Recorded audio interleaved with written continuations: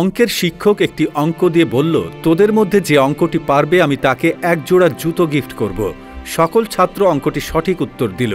শিক্ষক বলল, আমি তো একজনকে জুতো দিতে পারবো, একটা কাজ কর, লটারি করি, বাক্সের মধ্যে তোরা তোদের নাম রোল নম্বর লিখে দে। ছাত্ররা নাম রোল নম্বর লিখে বাক্সে রাখলো।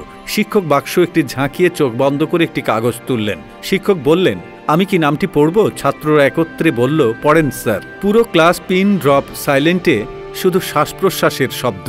শিক্ষক পড়লেন, আব্দুল, রোল নম্বর 1। ছাত্ররা হাততালি দিয়ে ফার্স্ট বয়কে অভিনন্দন জানালো। শিক্ষক পরের দিন এক জোড়া জুতা নিয়ে এসে বললেন, তোরা সকলে মিলে জুতো ওকে পরিয়ে দে। টিচার্স রুমে ওই শিক্ষকের চোখের জল দেখে সহকারী শিক্ষক জিজ্ঞাসা করল, চোখের জল কেন? শিক্ষক জুতোর ঘটনা খুলে বললেন, আব্দুল ক্লাসের একমাত্র ছাত্র যে খালি পায়ে ক্লাসে আসে। আমি ওর কথা চিন্তা করে কঠিন অঙ্ক দিলাম, সবাই আমাকে সঠিক উত্তর দিল।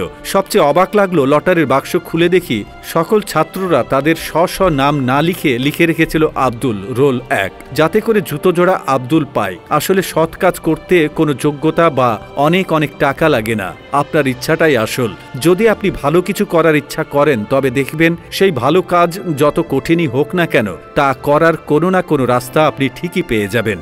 মনে রাখবেন, যে মানুষটা পাহাড় সরাতে পারে সে সবসময় পাথর সরিয়ে তার কাজ শুরু করেছিল।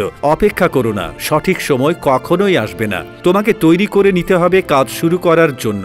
নিজেকে ফলাফল সম্বন্ধে জানতে হবে না, কাজ করতে করতেই আপনি থেকেই ফলাফল সম্বন্ধে জেনে যাবেন।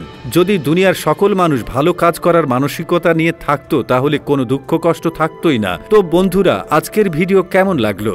ভালো লাগলে ভিডিওতে লাইক অ্যান্ড শেয়ার করে দিন এবং আমাদের সাথেই থাকুন। ধন্যবাদ।